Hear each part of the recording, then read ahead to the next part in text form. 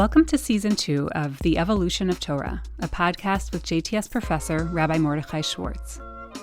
In this season, Establishing Rabbinic Culture, Professor Schwartz traces the development of medieval Jewish legal literature through a journey to 4 key centers of learning across North Africa and Europe. This is episode 4, in which we delve into the life and legacy of Maimonides.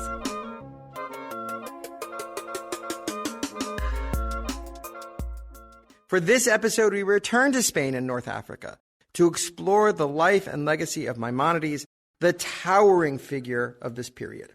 In 1183, Maimonides, the Rambam, who lived from 1138 to 1204, wrote a letter describing the agony and grief he felt at the sudden death of his brother David 8 years earlier. He writes, "In Egypt, I met with great and severe misfortunes, illness, and material losses came upon me. In addition, various informers plotted against my life. But the most terrible blow, a blow which caused me more grief than anything I have experienced in my life, was the death of the most perfect and righteous man who was drowned while traveling in the Indian Ocean. For nearly a year after I received the sad news, I lay ill on my bed, struggling with fever and despair. 8 years have passed, and I still mourn, for there is no consolation. What can console me? He grew up on my knee. He was my brother, my pupil. He was engaged in business and earned money that I might stay at home and continue my studies. He was learned in the Talmud and in the Bible and an accomplished grammarian. My one joy was to see him. Now my joy has changed into darkness. He is gone to his eternal home and left me prostrated in a strange land. Whenever I come across his handwriting or one of his books, my heart grows faint within me, and my grief awakens. In short, I will go down into the grave unto my son mourning. Were not the study of the Torah my delight, and did not the study of wisdom divert me from grief, I should have succumbed to my affliction." Greatness comes with a price. Maimonides did not have an easy life. In his 1972 Maimonides Reader, Isidore Tversky famously wrote, "Maimonides' biography immediately suggests a profound paradox. A philosopher by temperament and ideology, a zealous devotee of the contemplative life who eloquently portrayed and yearned for the serenity of solitude and the spiritual exuberance of meditation, he nevertheless led a relentlessly active life that regularly brought him to the brink of exhaustion. A harassed physician and conscientious leader of his community, he combined an arduous professional routine with unabated scholarship, vigorous creativity, and literary productivity. Maimonides' life was a mosaic of anxiety, tribulation, and at best, incredible, strenuous work and intellectual exertion. This is perhaps the first matter worthy of attention for the modern reader, accustomed for the most part to comfort, leisure, and even affluence. Well known for contributions in multiple fields, physician, philosopher, and legal scholar, Maimonides spent most of his career in Egypt. He was born in Cordoba, which at the time was the greatest center of Jewish learning in Islamic culture. His father, Maimon, was a prominent judge and a respected scholar, having been the student of the Migash. When he was 13, the Almohad Caliphate, with its extremist views, took power in Spain. They presented all non-Muslims with a simple choice: conversion to Islam or death.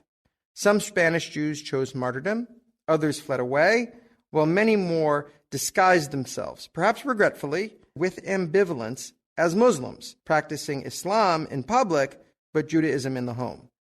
Maimonides' family uprooted itself from Spain, where they had lived for 8 generations, and fled for northern Africa to the city of Fez in Morocco. The Almohads ruled here as well, and there is some thought that Maimonides' family practiced a public Islam here while remaining faithful to Torah and mitzvot in secret. In 1165, Maimonides departed on an arduous sea voyage from Morocco to the land of Israel, which was then the scene of the Crusades. In the midst of what must have been a period of enormous instability and travail, the young Maimonides managed to write his commentary on the Mishnah. Maimonides originally published his commentary to the Mishnah in Judeo-Arabic, Arabic written by Jews in Hebrew characters. Not only do we have the entire commentary available for us to study at our leisure, but most of the work is even available to us in a manuscript copy in Maimonides' own hand. I want to take a second once again to thank my friend and colleague, Jonathan Milgram, for his careful scholarship and research, which I have used a great deal to prepare for this podcast. I also want to be clear that any mistakes that I make are mine and not his. Back to Maimonides' commentary on the Mishnah. Well, as a matter of historical fact, Maimonides' work is the second known commentary to the entire Mishnah.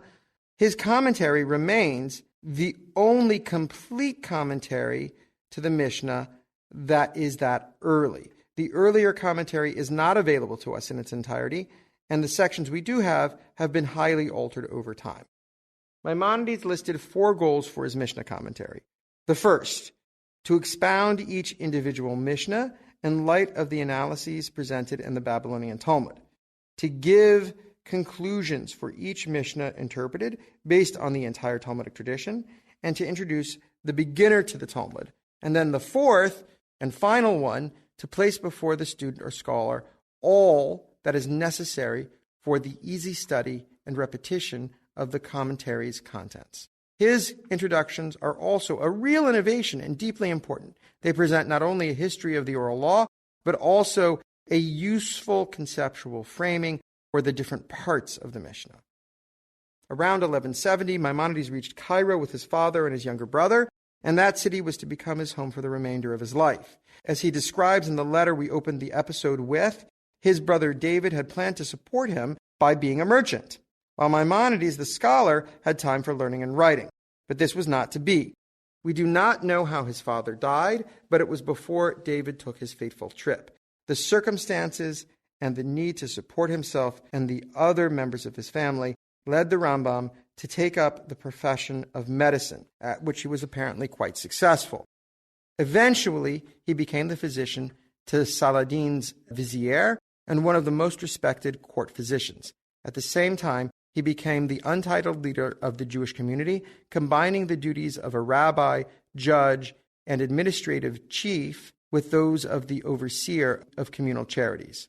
In 1190, Maimonides wrote a letter to Shmuel ibn Tibon, who was translating his great philosophical work, The Guide for the Perplexed, from Arabic into Hebrew. Ibn Tibon wished to come and visit Maimonides and ask him questions related to the translation. In the letter, Maimonides flatters him, assuring him he is up to the task, and answers some questions that Ibn Tibon had put to him about the translation, and then proceeds to discourage him from coming to Cairo, explaining that his schedule is so busy that he would just have no time. This is ultimately the reason that I want to quote the letter here, so you can get a taste of the kind of schedule that Maimonides may have endured on a daily basis. Quote, "But with respect to your wish to come to me, I cannot but say how greatly your visit would delight me, for I truly long to commune with you, and would anticipate our meeting with even greater joy than you. Yet I must advise you not to expose yourself to the perils of the voyage, for beyond seeing me and doing all that I could to honor you, you would not derive any advantage from your visit. Do not expect to be able to confer with me on any subject for even 1 hour, either by day or by night. For the following is my daily occupation. I dwell at Mitzr, that is Fostat, in Cairo, but the Sultan resides in Kahira. These 2 places are 2 Sabbath-day journey distance for each other. Just to explain, that is a total of 4,000 cubits, 2,000 cubits being the maximum that you can travel on the Sabbath. My duties to the Sultan are very heavy, and I'm obligated to visit him every day, early in the morning. And when he or any of his children or any of the inhabitants of his harem are indisposed, I dare not leave Kahira, but must stay the greater part of the day in the palace. I do not return to Mitzr until the afternoon.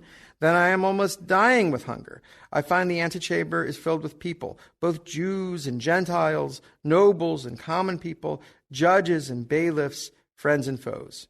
He describes eating just 1 meal a day and seeing patients until 2 in the morning. Even on Shabbat, his hectic pace continues with study and instruction with the whole congregation. We know for certain that Maimonides was not merely putting off Ibn Tibbon when he told him about the questions he constantly received from the Jewish community.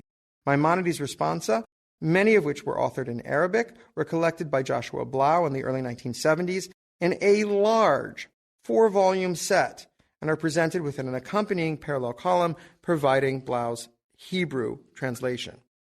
He settled disputes regarding divorce, inheritance, business partnerships, the status of Christians and Muslims in Jewish law, and more.